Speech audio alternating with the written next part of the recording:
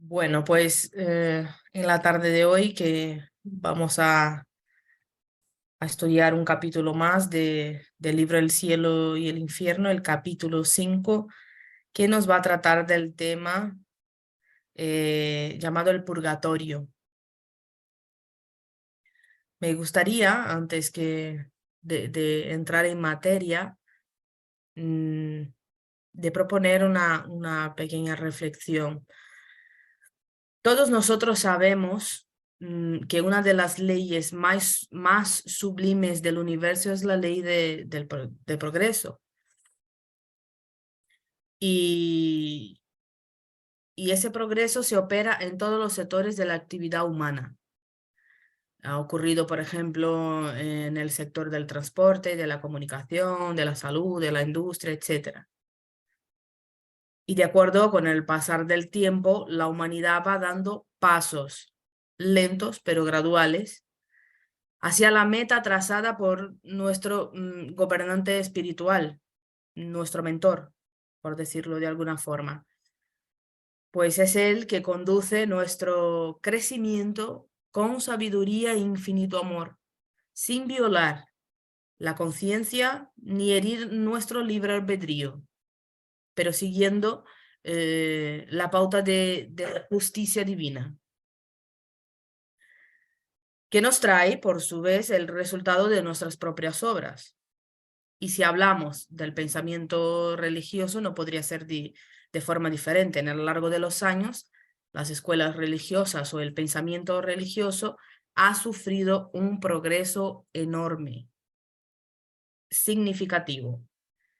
Eso es un hecho que ya hemos hablado en otras clases, con otros temas, pero eso es una reflexión que me gustaría que tuviéramos en mente durante toda la clase para poder entender este concepto de purgatorio y que para también entender la importancia que tiene para nosotros como espíritus y que depende de nuestro progreso espiritual. Así que pongámonos en materia. El purgatorio, pues, fue reconocido por la Iglesia Católica en el año de 593 después de Cristo, dado a que Jesús no ha mencionado nada sobre el purgatorio. Con lo cual, el objetivo de la Iglesia Católica en crear el purgatorio o admitirlo, sería para destinar las almas de individuos que necesitaban de cierto castigo o purificación por actos de dudosa moralidad. Es decir, espíritus que no eran ni merecedores directamente ni del cielo ni del infierno. Aunque el catolicismo en su momento tuvo que disipar algunas dudas o como poco malos entendidos referente a la implantación de las penas eternas, pues el merecimiento podría llevar al cielo eternamente o al infierno eternamente. Entonces era necesario aclarar el destino de los que no eran merecedores ni de una cosa ni de otra, no habían sido ni tan malos ni tan buenos. Es válido mencionar, a título de información, que pese a que Jesús no ha mencionado nada sobre el tema, básicamente de una forma grosera fue inventado por el catolicismo. Según algunas pesquisas, hay indicios de que el purgatorio se encuentra citado con detalles, al igual que el cielo y el infierno, en el libro de Enoc en la Biblia, en el año de 160 antes de Cristo, del capítulo 6 al 36. Pero el libro de Enoc fue excluido de la Biblia por el Consejo de Hipona en el año 393 después de Cristo y autorizado por el Papa Damaso I. Por eso se considera un libro apócrifo de la Biblia. Y entonces, aunque yo también lo he buscado, no he encontrado estas definiciones actualmente en la Biblia que tenemos hoy en día. No obstante, actualmente reconoce el purgatorio como un lugar de expiación, de purga de nuestros pecados, la Iglesia Católica y la Iglesia Copta, que la Iglesia Copta, a nivel de información, es una iglesia que fue fundada en Egipto y que tienen dos variaciones, que tiene las dos versiones, tanto la Iglesia Copta Católica como la Iglesia Copta ortodoxa. La diferencia de los católicos apostólicos a la copta es que los coptos siguen la tradición litúrgica de Alejandrina. El problema es que según el catolicismo, contado de una forma muy grotesca y en síntesis que quede claro, solo se podría, me imagino que tendrá forma de profundizar en el tema, pero a grosso modo, por decirlo así, solo se podría salir del purgatorio a través de oraciones ofrecidas por otras personas, lo que abrió la posibilidad de un comercio donde se vendían certificados que reducía el castigo temporal del purgatorio. Incluso en algunos textos se cita que este comercio no eran solo de certificados, sino que de objetos, telas, trozos de madera y también de oraciones por los muertos para pedir por sus almas, pero de otra persona, y así podría salir del purgatorio o disminuir su castigo en él. Esta idea pues fue rechazada, por ejemplo, por Lutero, que incluso creó una propuesta de reforma religiosa, creando entonces el protestantismo. Todo eso en síntesis. Obviamente yo entiendo, como no soy una profunda estudiosa de la teología, que en el íntimo de estas, histórico de estos asuntos, pues todo eso entrará en un contexto, ¿vale? Pero es para que tengamos una idea de dónde viene, cómo se creó y cómo empezamos con todo eso. Como digo, estas informaciones no son absolutas y para un mayor entendimiento considerar que estas menciones dentro de un contexto muchísimo más amplio. La doctrina espírita, entonces, nos ayudará a entender que el billete de salida es individual e intransferible, que saldremos por méritos propios de este purgatorio. Es decir, según la visión espírita, se reconoce el purgatorio y que el tiempo de estadía, además del grado de sufrimiento en ese lugar, dependerá de uno mismo. Os planteo una pregunta. ¿Podemos decir entonces, ahora que ya hemos tenido informaciones sobre de dónde empezamos con eso, informaciones históricas y también de forma limitada la posición o el punto de vista espírita, podemos decir que el purgatorio no es un local, sino o un sitio localizado, pero sí un estado de conciencia?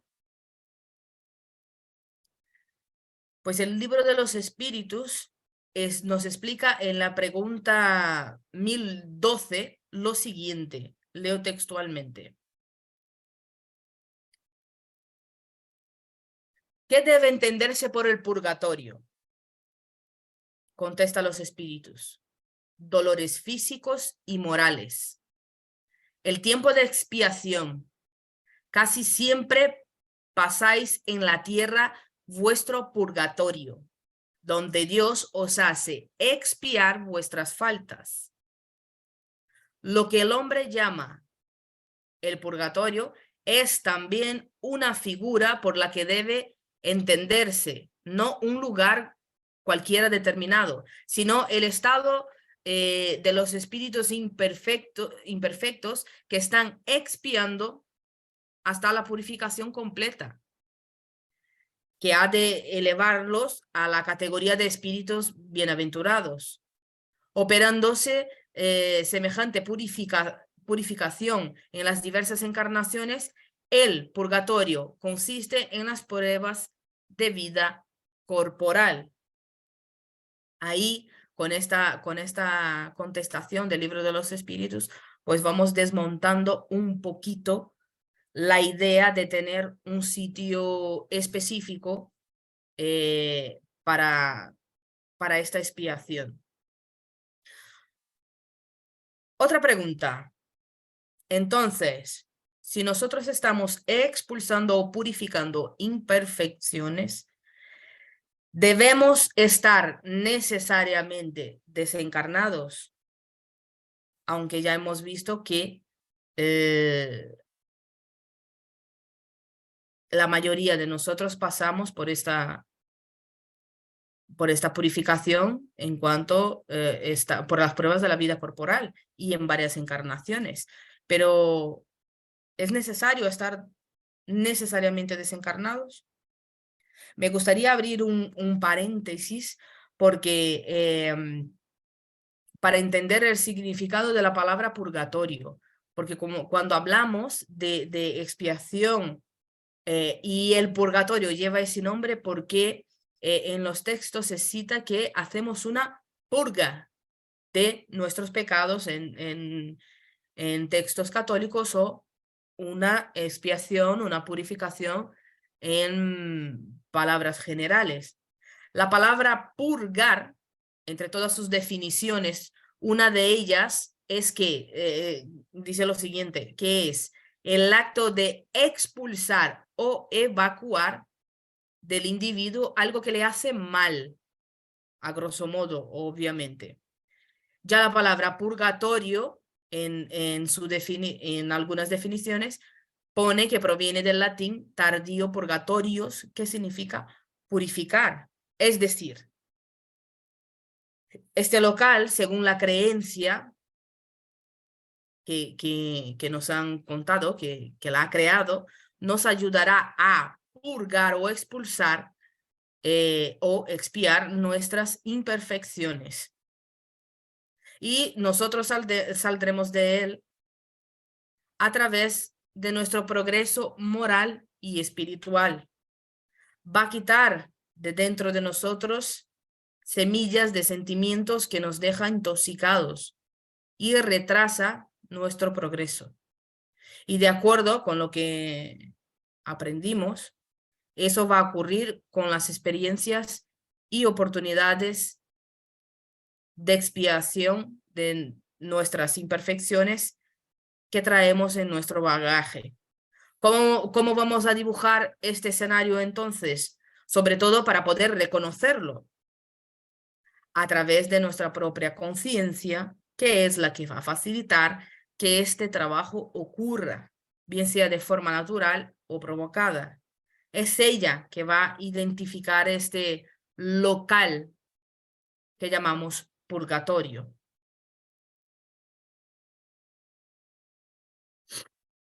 Esa purga que debemos hacer, esta purificación de nuestras imperfecciones, es una lucha constante, de la cual saldremos victoriosos si perseveramos hasta el final. El premio de la victoria está en la vida espiritual. Cada encarnación es una oportunidad que tenemos, un paso hacia el progreso en dirección a una vida feliz, a una vida perfecta. Nosotros decidimos si ese paso será largo o corto, si subimos varios peldaños de esta escalera o si subimos de uno en uno, siempre va a depender de nosotros. El ítem 4 de este capítulo del que habla del purgatorio, afirma que el purgatorio no es una idea vaga e incierta, o así, entonces estamos aprendiendo que no es una idea vaga e incierta. No está localizado arriba o abajo, a la derecha o a la izquierda. No tiene una dirección, pero sí una realidad que vivimos y sufrimos, bien sea en una condición o en otra. ¿No es acaso este mundo de pruebas y expiaciones? Y nosotros vamos a pasar por ese purgatorio, por esa expiación, según nuestras obras, ni más ni menos. Es equitativo, solo depende de nosotros.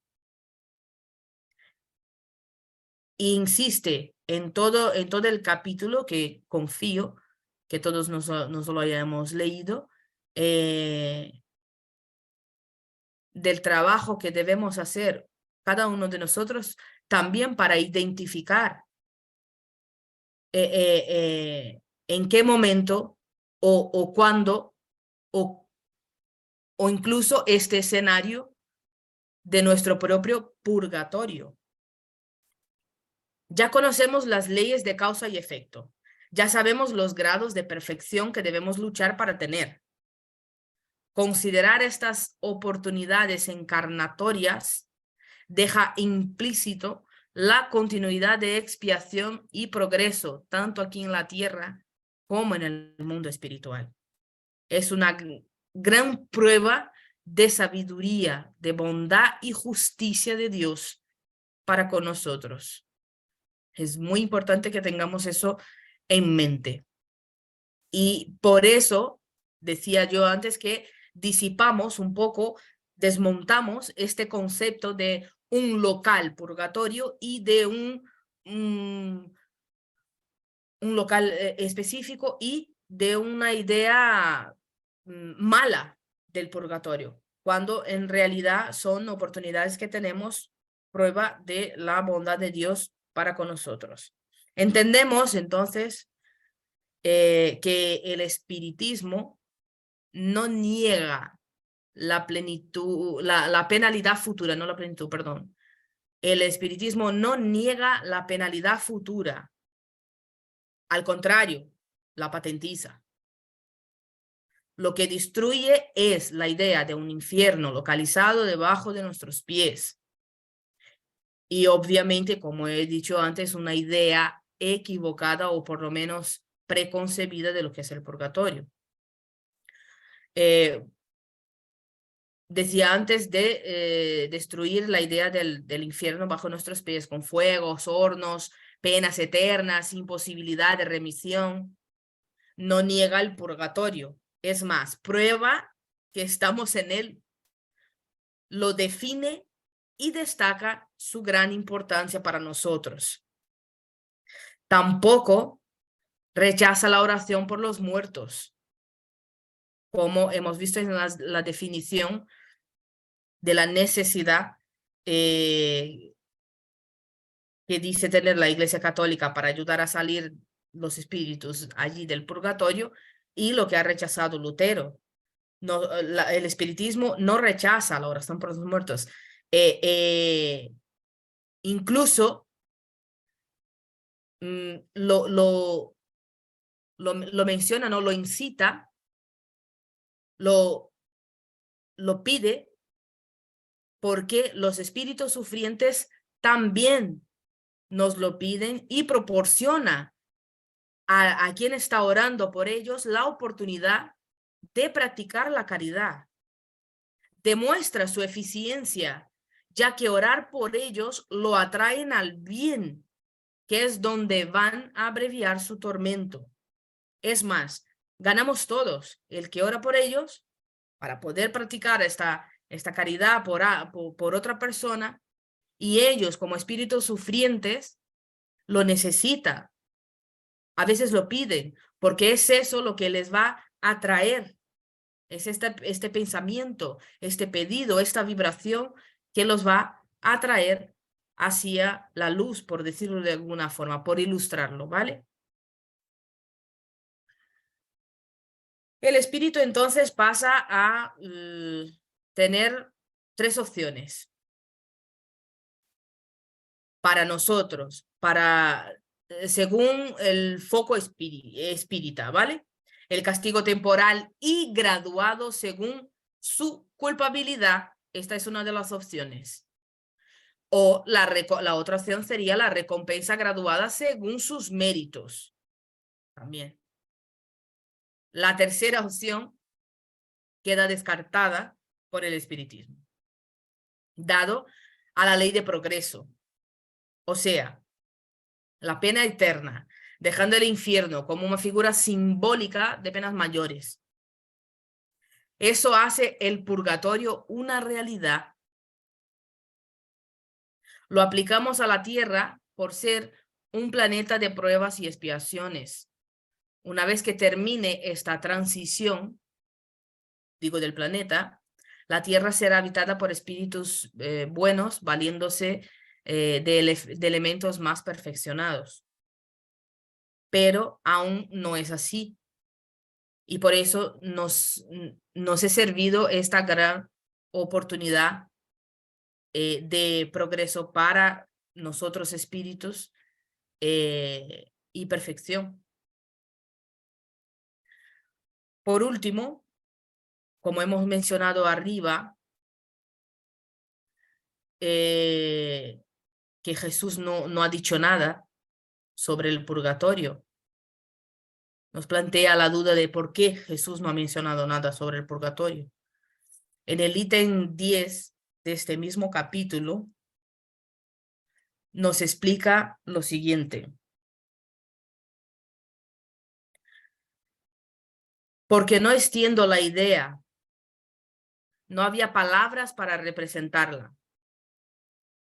Se sirvió de la palabra infierno, la única en uso entonces, como expresión genérica para designar las penas futuras sin distinción.